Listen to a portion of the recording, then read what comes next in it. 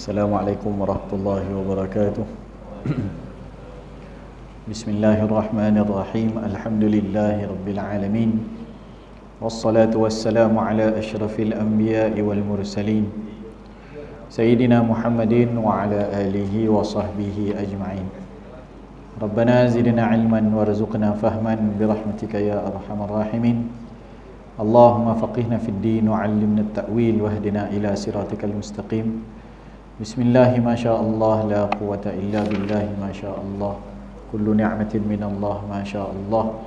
Al khairu kulluhu biyadillah ma sya Allah. La yasrifu su'a illa Allah.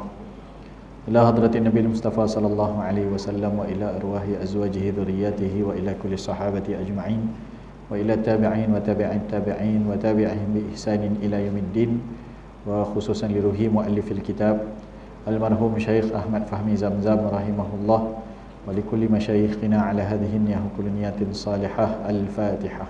A'udzu billahi minasyaitonir rajim. Bismillahirrahmanirrahim. Alhamdulillahi rabbil alamin, arrahmanir rahim, maliki yaumiddin. Iyyaka na'budu wa iyyaka nasta'in. Ihdinas siratal mustaqim. Siratal ladzina an'amta 'alaihim ghairil maghdubi 'alaihim waladdallin. Alhamdulillah, syukur kita rafa' ke hadrat Allah Ta'ala dapat sekali lagi kita bertemu, berkumpul, diberi taufik oleh Allah untuk kita melaksanakan ketaatan kepada Allah, solat yang kita kerjakan dan dapat didirikan secara berjamaah. Seterusnya kita nantikan masuk waktu Isyak dengan kita duduk dalam majlis ilmu, mudah-mudahan mendapatkan keberkatan daripada hadis-hadis Rasulullah sallallahu alaihi wasallam. Kita sambung bacaan kitab 40 hadis akhlak mulia yang disusun oleh Syekh Ahmad Fahmi Zamzam rahimahullah, wa nafa'ana bihi wa bi'ulumihi fid daraini amin. Hadis yang ke-31. Hadis yang ke-31. Tajuknya menunaikan hajat orang lain. Ini pun satu bentuk akhlak yang baik. Kerana kita ni hamba yang lemah. Dalam kehidupan kita ni sentiasa kita ini berhajat. Ada kehendak-kehendak, ada hajat kita. Jadi sama ada hajat kita kepada Allah Subhanahu Wa Taala atau hajat kita kepada sesama manusia. Jadi antara bentuk akhlak adalah kita menunaikan hajat daripada hajat orang lain. An Abi Hurairah radhiyallahu anhu anin Nabi sallallahu alaihi wasallam qala, man naffasa an mu'minin kurbatan min kurabid dunya naffasallahu anhu kurbatan min kurabi yaumil qiyamah, wa man yassara ala mu'sirin yassarahu Allahu alaihi fid dunya wal akhirah. Rawahu Muslim. Daripada Sayyidina Abi Hurairah radhiyallahu anhu, daripada Nabi sallallahu alaihi wasallam, baginda bersabda, siapa yang melapangkan orang mukmin akan satu kesusahan daripada segala kesusahan dunia, pasti Allah Ta'ala melapangkan daripadanya akan kesusahan daripada segala kesusahan hari kiamat. Siapa yang mudahkan orang yang berada dalam kesusahan, maka Allah Ta'ala akan memudahkan ke atasnya daripada kesusahan dunia dan akhirat. Baik. Jadi ini termasuk daripada disebut al-jaza' min jinsil amal. Balasan daripada jenis amalan. Apa yang kita nak di dunia dan di akhirat. Kalau kita nak senang, maka caranya apa yang kita nak buat amalannya adalah senangkan orang. Jadi kita beramal dengan cara kita mudahkan orang, Allah mudahkan kita. Kita lepaskan kesusahan orang, Allah lepaskan kesusahan kita. Sebab semua benda tu kita lalui juga. Tinggal ujian itu sama ada Allah Ta'ala bagi sikit atau banyak, itu je. Kesusahan, setiap orang akan ada kesusahan yang dia lalui. Baik kesusahan itu kesusahan dunia, dan lebih-lebih lagi yang kita nak dipermudahkan adalah kesusahan di hari akhirat. Jadi bentuk kesusahan dunia banyaklah. Banyak. keuangannya, masanya, tenaganya. Hajat orang ni banyak, banyak bentuk dia, untuk kemudahan daripada urusan dunia. Dan yang kita nak tu sebenarnya adalah dipermudahkan ataupun dilepaskan kita daripada kesusahan hari kiamat. Yang tu lagi banyak. Susah hari kiamat tu lagilah banyak. Menunggu di mahsyar satu kesusahan. Ragam-ragam di mahsyar itu tidaklah mudah, menanti sirat, melalui titian sirat, satu kesusahan lagi. Nak tunggu hisab, satu kesusahan lagi. Jadi setiap satu perkara yang sukar, yang pasti akan dilalui oleh setiap orang, itu kita sebenarnya sangat harapkan Allah Ta'ala bagi bantuan pada kita untuk kelepasan daripada segala susah itu. Jadi cara dia macam mana? Cara dia beramal ataupun harganya dibayar ketika mana kita di dunia. Apa harganya? Harganya adalah min jinsil amal yang sama. Kita nak senang, maka di dunia ni bantu senangkan orang. Kita nak kesusahan kita dilepaskan atau ditolong oleh Allah, maka lepaskan kesusahan orang yang ada di dunia daripada hamba Allah. Sebab kalau kita sayang hamba Allah, maka Allah sayang kita. Itu kaitan dia lah, kaitan dia. Kerana Allah Ta'ala mengasihi kepada hamba-hambanya. Keterangan, hidup di dunia ini penuh dengan cabaran. Satu persatu datang menimpa kita.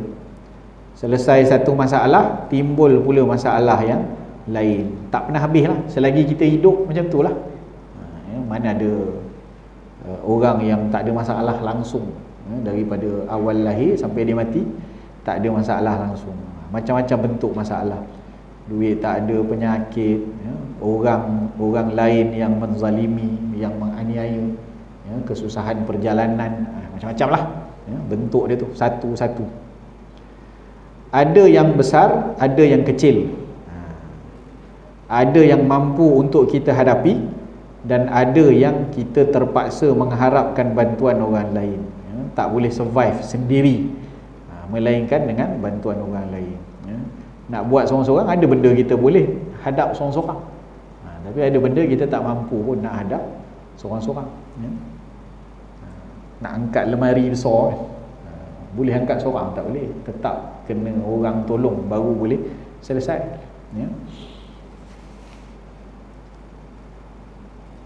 Maka apabila takdir datang menimpa kita, sampai masanya Allah Ta'ala tetapkan ujian itu sampai, dan masalah demi masalah masih bertumpuk di hadapan kita. Ketika itulah kita menjadi panik dan susah, lalu mula mengharapkan bantuan orang lain. Manusia ni dia terasa kuat sampailah dia berada pada satu keadaan yang dia tahu dia lemah. Bila dia lemah? Bila tak ada orang tolong dia. Bila dia rasa dia boleh buat seorang-seorang, dia buat seorang-seorang. Tapi bila dia tahu takkan dapat melainkan orang tolong, dan tak ada orang yang tolong, pada waktu itu baru dia akan rasa diri dia lemah. Jadi sangat-sangat diharapkan bantuan orang lain. Jadi apa-apa di tengah jalan kan, tak payah pancit ke apa, tengah-tengah malam, tengah hutan pula, jam gitu, kita pun nak minta tolong orang. Nak tukar tayar sendiri, tengok-tengok tool pula tak ada, tetap kena cari orang lain pula. Tool juga nak kena cari. Nak telefon lah siapa-siapa yang berkenaan, tengok jauh kan kawasan, buka telefon, bateri mampu. Udah mana pula aku nak duduk tunggu tengah-tengah hutan. Berjalan lah, carilah rumah terdekat. Mati akal orang kata, apa nak buat lagi ni. Habis-habis duduklah dalam kereta tu tunggu. Sekali-sekala ada bunyi kat belakang, seram. Waktu-waktu macam tu lah kita rasa, siapa lagi yang boleh tolong aku ni? tak ada siapa dah, boleh tolong. Terkadang begitulah pada waktu-waktu yang terdesak. Maka siapa yang melapangkan suatu masalah yang sedang dihadapi oleh seorang Muslim, maka Allah Ta'ala akan balasnya dengan balasan yang lebih baik daripadanya, iaitu melapangkan daripada masalah yang dihadapinya di akhirat nanti. Bahkan sebenarnya disebut ni yassarallahu alaihi fid dunya wal akhirah. Yang kita tolong orang tu dekat dunia, Allah balas dengan lebih lagi tentulah dekat akhirat. Sebab tak ada kesusahan di dunia yang dapat menggambarkan kesamaan dengan kesusahan di akhirat. Jadi kalau terlepas yang ke akhirat tu sebenarnya satu keuntungan besar dah, walaupun dunia susah.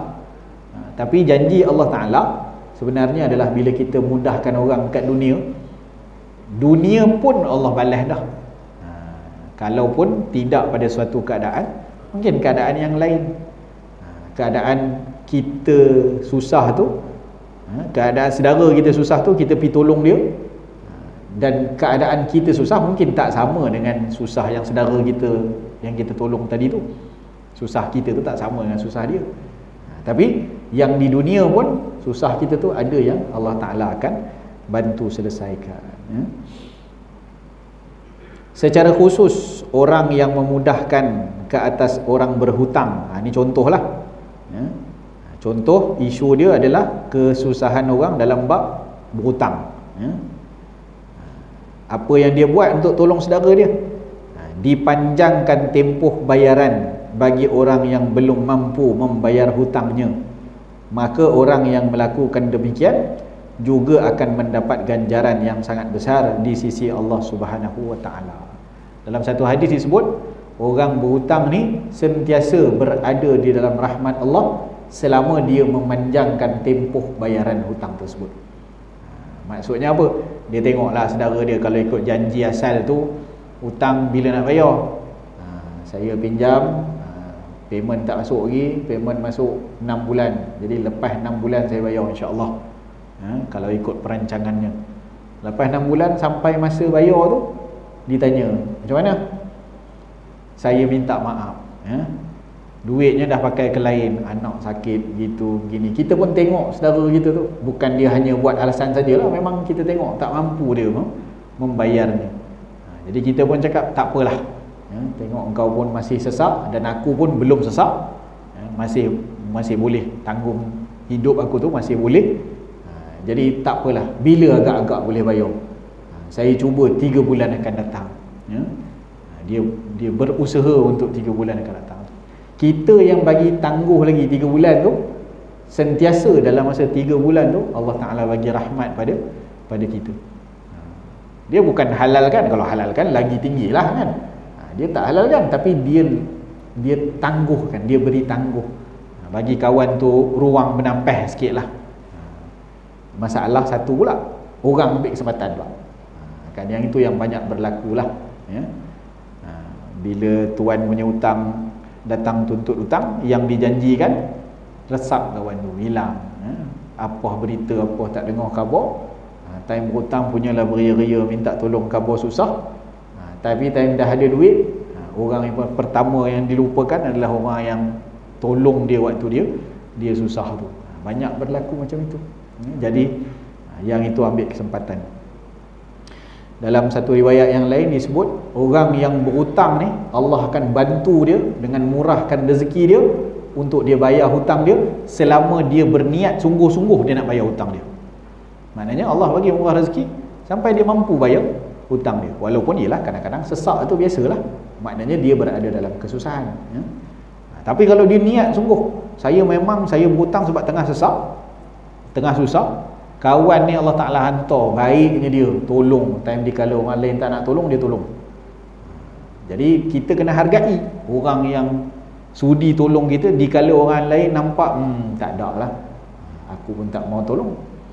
Jadi dia sungguh-sungguh nak bayar. Jadi kalau dia sungguh nak bayar, dalam hadis tu sebut Allah akan rahmati, Allah akan murahkan rezeki dia sampai dia mampu bayar.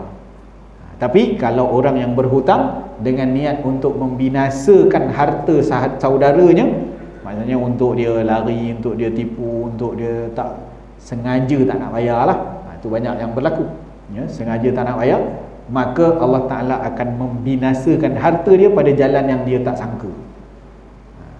Kita tak tahu, kan? Berhutang memang niat nak lari, nak apa namanya, kira teraniaya. Orang yang bagi pinjam dah lah tolong orang susah, kawan tu punyalah, dia pun kadang bukan senang sangat nak tolong orang susah tu, tapi dia tolong juga, tiba-tiba kena khianat. Dia tak berniat nak membayar harta orang tu, sebenarnya sama macam mencuri saja. Curi yang bentuk lain, bentuknya pinjam, ya, sebab dia pinjam dengan alasan pinjam, tapi sebenarnya dia tipu, dia pinjam untuk tak bayar, kan? Sama dengan curi, apa beza tu? Jadi orang seperti ini Allah Ta'ala akan binasakan harta dia pada jalan yang dia sendiri pun tak tahu, dia tak sedar. Dia ingatkan dapat terlepas banyak lah, dapat pegang duit banyak lah, ya, bila dia tak bayar hutang ataupun janji dia pada orang tersebut. Jadi dalam hadis yang lain dia sebut digalakkan ataupun dituntut untuk kita ini melepaskan sumpah seseorang. Apa maksud melepaskan sumpah seseorang? Datang orang ni sebenarnya macam mana dia nak gambarkan keadaan dia susah. Seseorang kalau dia nak bagi tahu orang supaya tolonglah saya memang tengah susah, ya. Kalau tengok dalam kitab Ihya Imam Ghazali rahimahullah, Imam Ghazali bawa dalam bab adab bersahabat tu, yang lebih afdal bagi saudara se-Islam ni, Muslim ni, adalah dia elak dulu kesusahan saudara dia, tanpa saudaranya itu menjatuhkan maruahnya untuk memberitahu kesusahannya sendiri. Itu paling baiklah kita yang perasan. Kau ada masalah ke? Kalau orang boleh tanya, ya, sebelum kawan tu nak suarakan pun malu, ya, jatuh, dia panggil, dia akan jatuhkan maruah dia, ya, dengan dia meminta tolong pada orang. Jadi seorang Muslim yang baik, kata Imam Ghazali, adalah sebelum sempat orang tu khabar dia susah, orang detect dulu. Kau ada masalah, kalau kau ada masalah, kau beritahu aku tengok muka kau macam ada muka ada masalah. Dia kata tak ada apa. Kali pertama, kau jangan tipulah, aku 20 tahun dah kenal dengan kau, aku tahu muka orang ada masalah, apa-apa cerita je kat aku. Mungkinlah aku tak dapat tolong, kan? Tak tahu, mungkin aku boleh tolong, mungkin aku tak boleh tolong, tapi kalau kau cerita mungkin boleh bantu legakan sedikit, kan? Pendam, kadang-kadang orang sakit otak tu, kan, ya? Banyak perkara berlaku, pendam, tak cerita dekat orang, selesai masalah sendiri, berlaku perkara-perkara yang lebih tidak diingini lah, sakit mental, bunuh diri, macam-macam benda ni boleh jadi. Jadi kadang-kadang kesusahan itu mungkin orang tak boleh tolong, tapi diceritakan pada orang. Kalau orang tu tak boleh tolong secara direct, mungkin dia boleh tolong secara indirect. Indirect tu macam mana? Aku memang tak boleh tolong hang, tapi aku kenal orang yang boleh tolong hang. Boleh jadi. Itu pun satu bentuk pertolongan juga, kalau kita tak tolong direct, kan? Saya memang tak reti ni, benda awak minta tolong ni memang saya tak reti ataupun saya tak ada. Tapi saya kenal orang yang reti untuk tolong awak. Gitu, kan? Jadi itu pun satu bentuk pertolongan juga.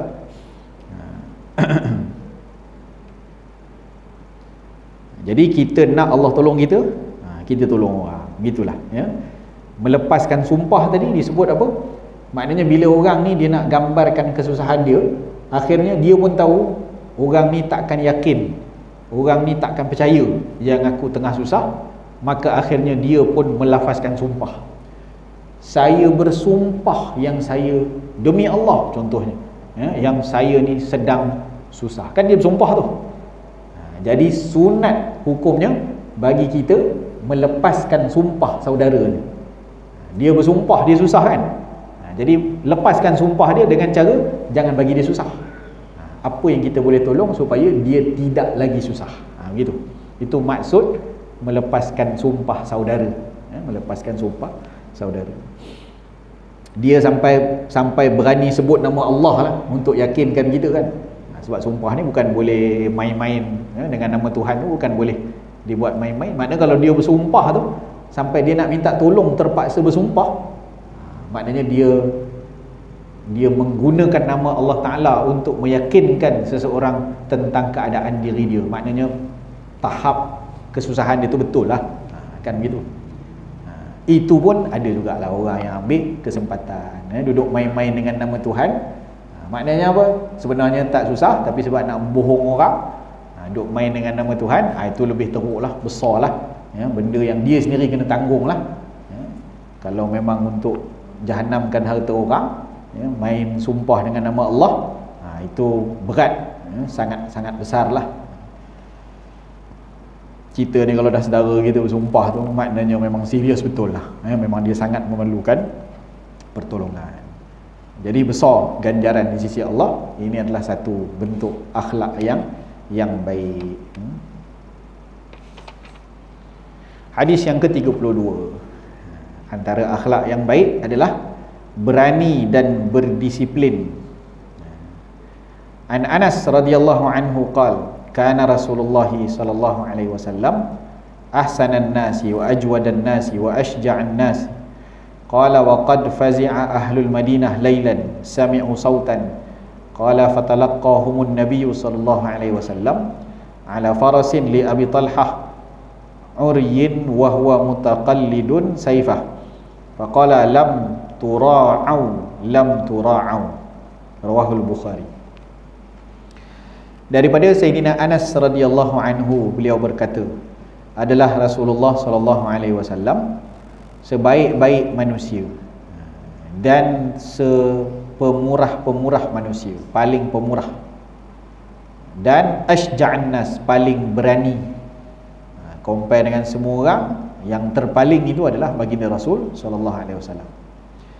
Berkata Sayyidina Anas, pada satu malam pernah terjadi satu kejadian yang mencemaskan penduduk Madinah. Mereka mendengar satu suara yang mencemaskan. Jadi orang ingat Madinah kena serang lah. Lalu orang ramai berpusu-pusu pergi ke arah suara itu. Tiba-tiba mereka menemui Rasulullah SAW dalam perjalanan balik dari tempat kejadian itu. Baginda menunggang kuda kepunyaan Abu Talhah yang tidak berpelana. Kuda ni maknanya tak ready pun untuk dia pergi shoot dengan laju lah. Pelana pun tak ada dekat atas kuda tu. Maknanya Nabi terus ambil kuda tu, naik dan terus pergi shoot, tengok apa benda kecoh-kecoh yang berlaku lah. Dan kuda Abu Talhah ni terkenal sebagai kuda yang memang lambat, tapi Nabi naik je terus jadi laju. Itu antara khususiat baginda Rasul sallallahu alaihi wasallam. Mukjizat Nabi lah, banyak mukjizat Nabi kan.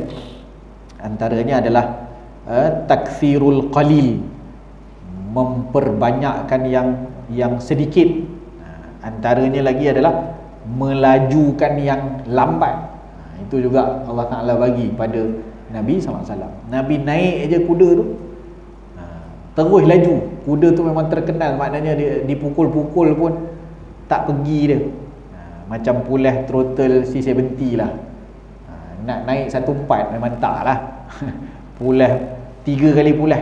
Saya ingat dulu masa zaman sekolah dulu kan, jenis kawan-kawan rajin buat motor ni, kita pun hantarlah motor Honda bulat kat dia. Ditukarnya karburator RX. Motor Honda bulat masuk karburator RX. Throttle tu 3 kali pulas tuan. Pusing habis, pusing lagi, pusing lagi. Dia pasal Honda bulat, tukar karburator RX 100. 3 kali pulas. Lajunya memang tak cakap lah, pergilah. Motor ringan pula. Waktu tu kita pun sekolah lagi, tinggi pun tak apa nak ada kan.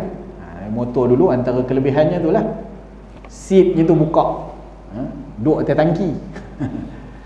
Seat buka, duduk atas tangki. Pasal kita tak berapa sampai, motor duduk atas tangki. Pergi hantar dekat kawan, dibuatnya macam-macam, 3 kali pulas. Jadi yelah, kod-kod mana pun 3 kali pulas pun tetap tak laju mana lah kalau dibanding dengan motor lain. Nak pergi 14, 15 memang tak dapat.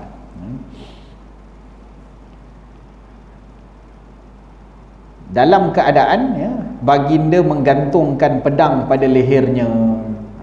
Jadi Nabi pergi tengok sendiri sambil bersabda, tidak mengapa, tidak ada sesuatu yang perlu kamu takutkan. Jadi orang dengar-dengar kecoh-kecoh, orang baru nak pergi, Nabi balik dah. Maknanya apa? Nabi lebih alert, Nabi lebih pantas. Itu antara akhlak yang baik sebenarnya. Satunya akhlaknya adalah concern dan alert tu. Apa concern? Ambil berat. Nabi risaukan keadaan orang lain. Jadi bila ada kecoh-kecoh, kalau orang lain mungkin takut dengar bunyi sesuatu. Kita tak payah bunyi orang nak serang. Kadang bunyi hantu mengilai kat luar je pun. Duduk kawan dalam bilik kan, duduk bercuit-cuit tu lah, kau pergi tengok lah, kau lah pergi, kau lah pergi tengok, kita pergi sama-sama lah. Tak payahlah duduk je dalam ni kan, duduk selimut, tak berani nak pergi tengok. Nabi orang lain baru nak keluar pergi tengok, tengah jalan baru pergi, Nabi balik dah. Nabi kata, aku dah check dah, no problem, tak ada apa, clear, tak ada apa pun yang perlu engkau risaukan. Nabi yang pergi cek sendiri. Itu adalah keberanian baginda Rasul sallallahu alaihi wasallam, ambil berat, ambil cakna, cepat, alert. Jadi itu juga adalah antara bentuk akhlak yang baik. Keterangan dalam hadis ini kita dapat melihat keberanian dan tahap disiplin Nabi Muhammad sallallahu alaihi wasallam. Apabila berlaku satu kejadian yang menakutkan penduduk Madinah pada suatu malam, maka Nabi kita lah orang pertama yang berangkat menuju ke tempat kejadian. Kita lihat baginda pergi dengan senjata yang lengkap, dan baginda juga mampu mengenderai seekor kuda yang tidak berpelana. Sekiranya bukan kerana Nabi kita itu seorang yang pandai menunggang kuda, sudah tentu baginda tidak dapat melakukan sedemikian. Dah naik kuda lembab pula. Jadi baginda sallallahu alaihi wasallam adalah seorang yang cekap, disiplin, berani dan terlatih. Jadi ini semua bentuk akhlak yang bukan saja mendapat manfaat untuk kita, tapi juga manfaatnya pada orang lain.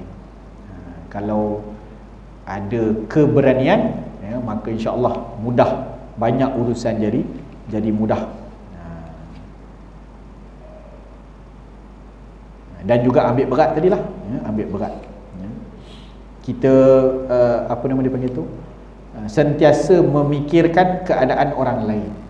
Ni kalau kena serang tiba-tiba macam ni, banyak orang yang akan dapat musibah, banyak orang yang akan dapat susah.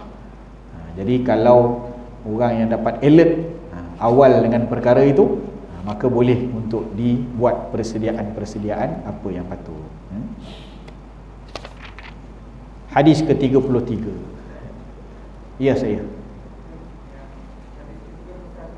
Ya.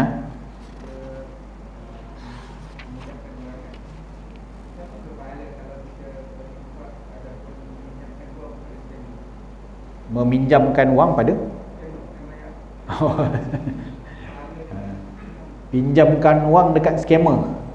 Dia macam ni. Dia ada satu perkara yang disebut sebagai ihtiyat, dia panggil.